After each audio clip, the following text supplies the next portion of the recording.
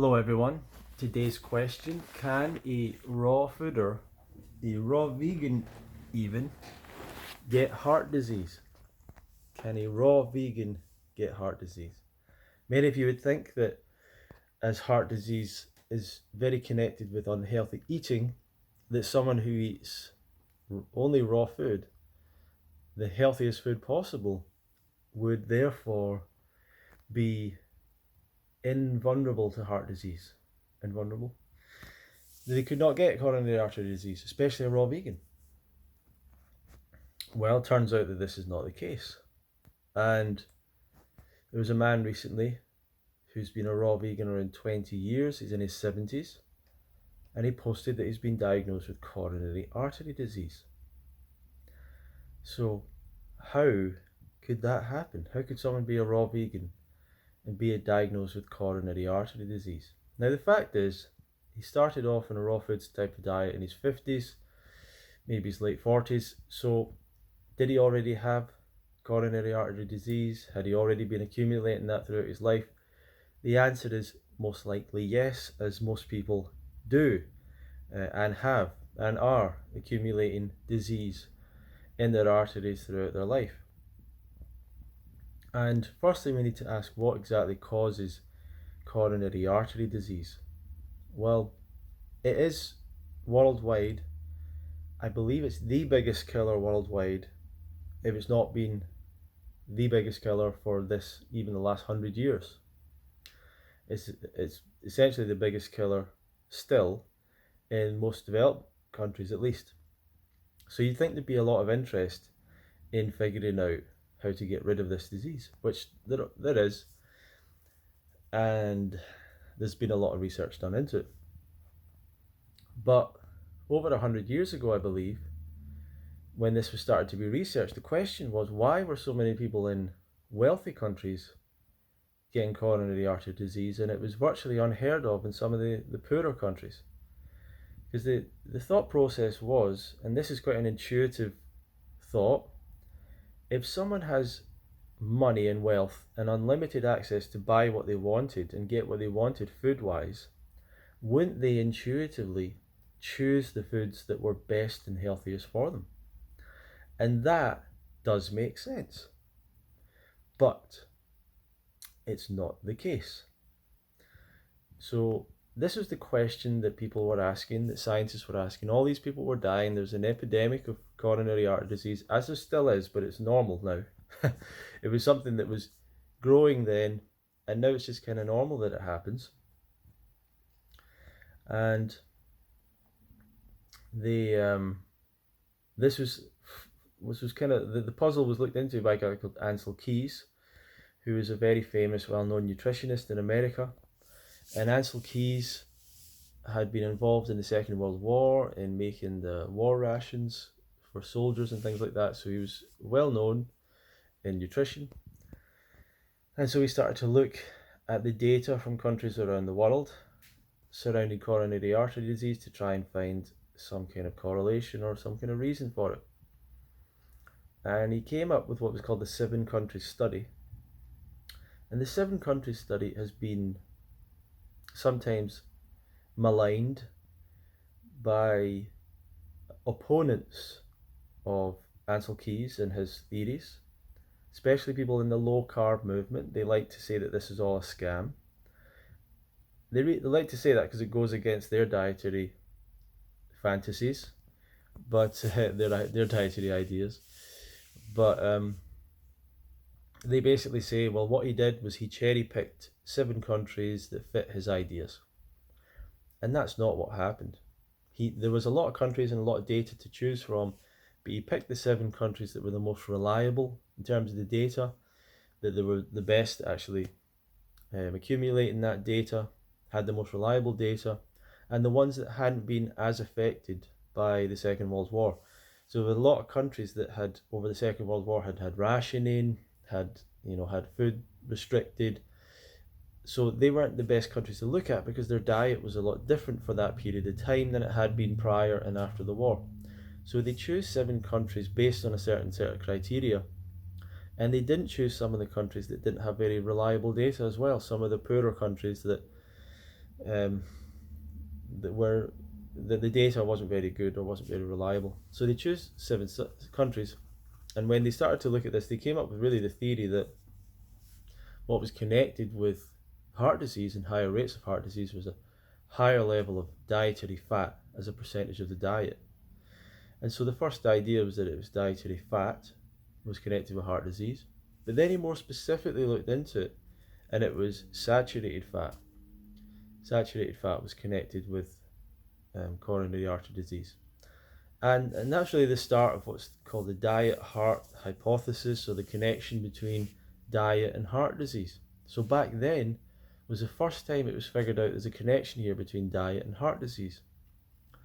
And what started to slowly happen was a slow public awareness that saturated fat leads to heart disease. And even now, most people will be aware that if you just live on high levels of fat and fried foods and things, they'll say, oh, you're going to get a heart attack.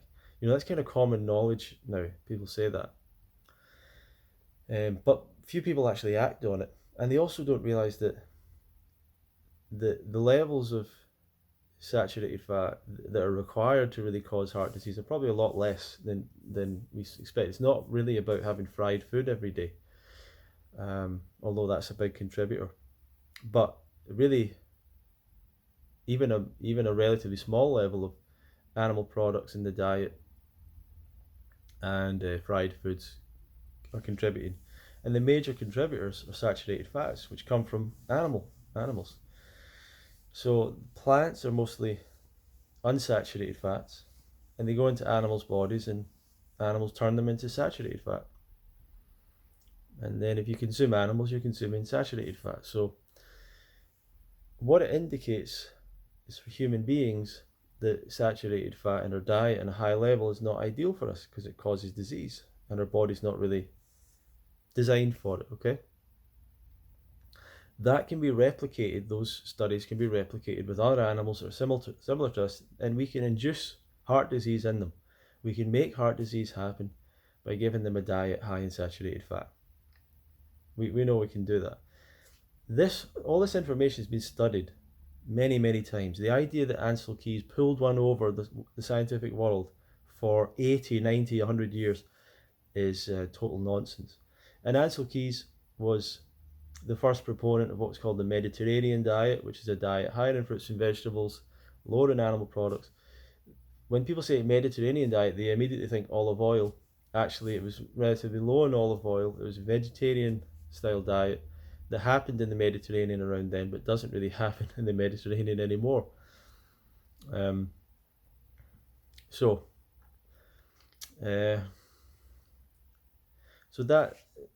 that's that part of it. Since then, it's a bit more clear that there's a connection between saturated fat in your diet raises cholesterol levels, and those raised cholesterol levels are an indication of a risk for heart disease. And if your cholesterol levels are below a certain level, you're very unlikely to get a heart attack or get heart disease. So by controlling the level of saturated fat in your diet, you can reduce your cholesterol levels, you can reduce your chance of getting heart disease potentially to zero. And that's all good. All of this has been further studied. In the 60s, Vietnam War casualties were, this is teenage boys, young boys, coming back from the war dead. They were post-mortem looked at, and they had heart disease, every single one of them. They were only in their late teens. They already had the signs of heart disease. They've done this in children. They've seen the signs of heart disease already in young children. This is a problem virtually universal. So universal that we just assume that's what happens when people get older. We have these arteries that get diseased. Now, many people have challenged that and suggested that actually, that as diet is connected, that we can actually not just reduce our chances of getting heart disease, but actually reverse heart disease. And so there has been a couple of studies and a lot of anecdotal evidence of people changing their diet and reversing their heart disease, reducing their cholesterol, and the plaques, the blockages in the arteries, which is what happens. The arteries get blocked with fat and plaque, and those are cleared out. The body is actually able to clear that out. And it happens if people can follow a low-fat diet, very strictly low-fat diet. This has been pretty well researched and studied by Dr. Ornish, who actually did it scientifically. It was being done for years. Nathan Pritikin, Dr. McDougall, various people were doing it for years, helping people with this. And Caldwell Esselstyn as well, famously with his study showing reversal of heart disease with a low-fat vegan diet. And in the vegan world, it seems to be pretty well known, pretty well understood. In the plant-based world, that we can really limit our chance of getting heart disease, and we can probably reverse it if we really stick strictly to a low-fat diet. Now, in the raw foods world, there's often been a philosophy that's been at odds with that, which is if it's raw, it's healthy. As long as it's raw, it's healthy. That it's actually cooking that causes food to be unhealthy. And this idea is wrong in a lot of ways. To me, the actual problem with a lot of foods is not that it's raw or not raw. It's that if you have to cook it, that symbolizes to me, that indicates there's something wrong about that food. It's not really compatible with us if we have to cook it.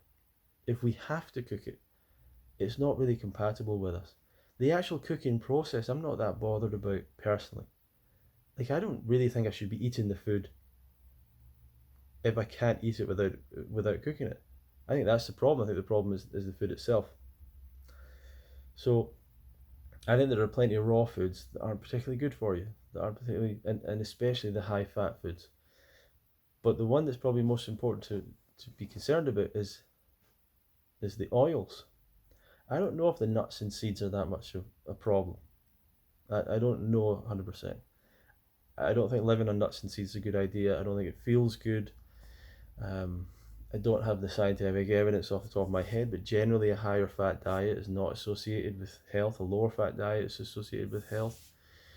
So I would stay away from a higher fat diet. I'd stay away from high concentrations of nuts and seeds. But what I would really stay away from is oil. Now, when we're talking about saturated fat, like animal products, one plant food that really creates the same kind of effect in the body is oil. Oil has the same ability to create the same impact that the saturated fat has, even if it's like non-saturated oil or whatever. And once again, Caldwell Esselstyn is a famous clip where he tells his patients no oil at all, not a drop, if they want to reverse their heart disease. So to me, I thought that was pretty clear, pretty well understood. Reverse heart disease, low-fat vegan diet, raw or not, raw ideally, and no oil, and cut out all the fats. If you're trying to reverse heart disease, of course, don't have any nuts or seeds or avocados, any sources of fat. Just cut that all out, because you're looking for the absolute best superior situation. So can a raw fooder get heart disease? The answer is yes. Unfortunately, yes. Especially if they're choosing to live on a higher fat diet, and especially if they're including oil in that diet. And from the evidence of Dr. Doug Graham, there has been people over the years that have come to him with heart disease who were raw fooders. There's people that had stroke that were raw fooders. This shouldn't happen. If you're looking for the healthiest diet, that shouldn't happen. And a man recently, as I was saying, in his 70s, posted that he has got coronary artery disease, potentially already had it in his 50s anyway, probably. And he didn't help the fact by continuing to consume oil and other foods that cause heart disease, that clearly cause heart disease. But here's the thing that I find interesting. It's something that I find so frustrating about people in general when it comes to food and their diet, is that people are not very accurate about what they eat, to the point that you don't know, are they just lying or trying to cover it up, or what's going on. So a friend of mine responded to the man, because he put a post on Facebook, and a friend of mine responded, it looks like the oil, the coconut oil, hasn't worked. Have you tried? And a few friends were saying, have you tried a lower fat diet? And he replied, I've never eaten coconut oil in my life. And my friend responded with a screenshot of the man talking about consuming coconut oil, and the man saying, I'm going to take more coconut oil. And it was like he'd decided to have more coconut oil as a part of his strategy. Now, this is a man who has done a lot of research understanding. He knows these plant-based doctors. He knows Doug Graham. He knows 80-10-10. But something in him is not accepting this. And he's not accepting that he has played a role in the creation of his own disease. And I don't know why it is so difficult for people to accept that. And it maybe is that it's painful, it's hard to accept. You know, I don't know exactly. That they just really love the food they eat. They don't want to stop eating it. And people are saying to him low fat, and he was saying, like, today he's eating sunflower seeds and walnuts, and you're just like, when is this guy gonna get it? When is this guy gonna get it? When's it gonna drop for him that there's nothing in walnuts or sunflower seeds that's ever gonna help you get rid of heart disease? You need to drop all the fat, drop the oil. Okay? If you're not prepared to do that, be prepared to have heart disease. Like, just accept that that's what's gonna. If you really think food's more important than your health, like, if that's where you're at, I understand that people are at that place. The temporary taste of food is more important than feeling good for the other 24 hours of the day. I understand that people have that weird, warped reality, but fine, I understand that. But this guy's a raw fooder. Like, he's made sacrifices. He should be able to make a tiny change, you know. So it's frustrating in our raw food world that myths and bad ideas perpetrate, and that people become unwell. And that shouldn't happen in raw foods. This should be the healthiest diet with the healthiest, happiest people all the time. So what's next in this situation? Well, I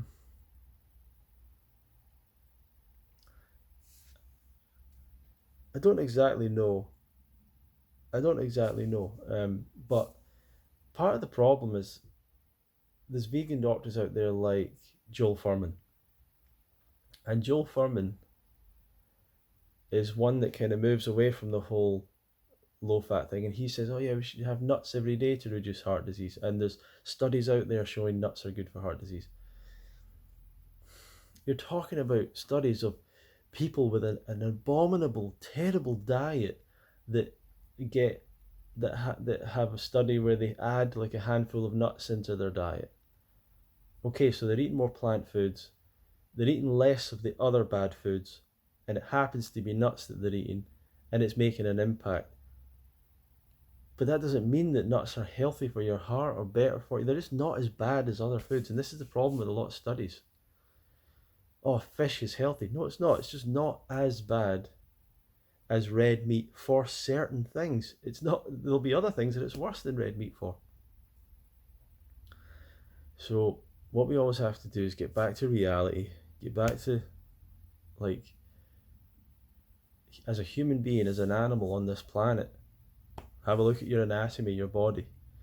What could you go out into nature and consume happily, joyfully, and with flavour? Nuts are hard to get, and they only come small parts of the year, but they'd have to break them off. I'm not saying that primates don't eat nuts, they do, but this is not a calorie source all year long. Fruit is our food all year long. Human beings are frugivores, and we should go towards the fruit. to stay healthy. So can you get heart disease in a raw food diet? Yes, but you shouldn't. Stay low fat, focus on the fruit, and you'll stay healthy. Thank you very much, everyone. If you want more information, more help, advice, feel free to reach out, put a message below, share, like, and I'll see you in the next video.